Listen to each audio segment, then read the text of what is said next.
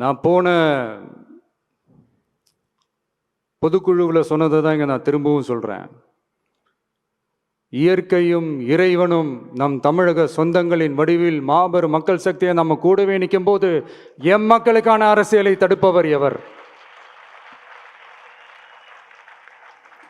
அதனால தோழர்களே, நமக்கு வந்திருக்கிற இந்த இடையூறு வெறும் டெம்பரவரி மட்டும்தான். எல்லாத்தையும் தகர்த்தெறிவோம், மக்களோட கை கோர்த்து நிற்போம், மக்களோட களத்தில் போய் நிற்போம்.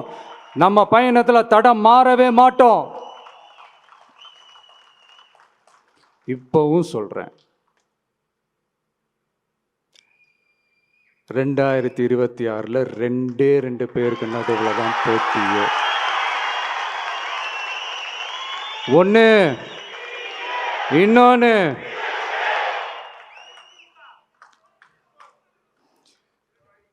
இந்த போட்டி இன்னும் ஸ்ட்ராங்கா மாறப்போகுது. 100% வெற்றி நமக்கு.